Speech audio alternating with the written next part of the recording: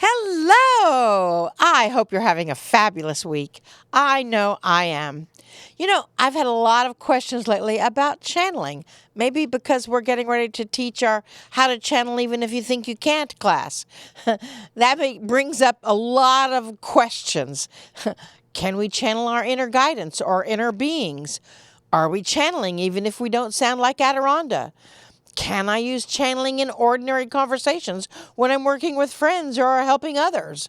Is it possible to channel information that is not in the highest good of all? Well, the answer is yes, yes, yes, and no. Your inner guidance in channeling is just that, your inner guidance or inner beings. Channeling your inner beings means that you are remembering a part of your own innate abilities. It is the ability to connect with your inner and outer dimensional realms or inner and outer dimensional beings. With that ability, it is simply a matter of setting your intention to connect with your own source of consciousness, your own Christ or love consciousness, and accept that guidance with your inner beings. So many times people think that they have to connect with something that is outside of themselves. And they can. Adironnda started out being outside of myself. Cryon, the same with Lee Carroll. Abraham, the same with Esther Hicks.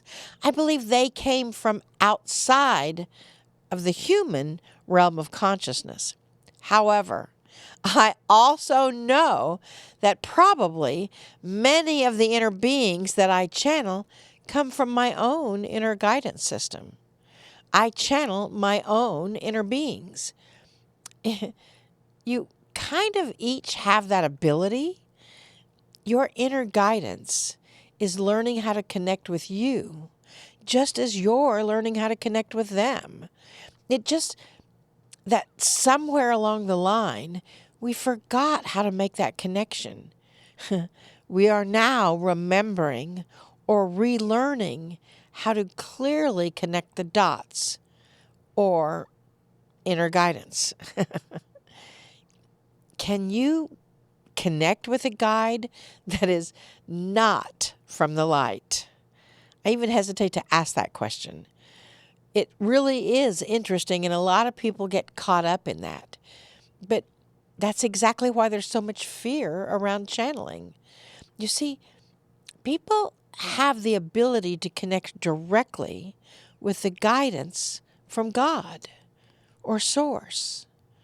Of course, the people who are writing the scriptures or who were writing the scriptures didn't want regular people to think that they had clear information. So they instilled fear within those regular people. After all, the quickest way to control people is through fear. If just anyone could bring in the true messages from God, which of course they could, why would we need the organized church? Now, that being said, I know I am the light and only the light can stand in the light.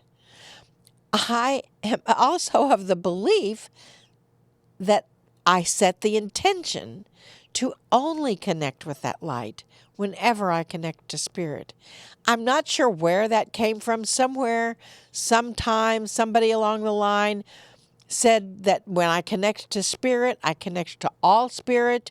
And even though I love all Spirit, I don't want it all running through my body, which is why I set the intention to only connect with energies from the light.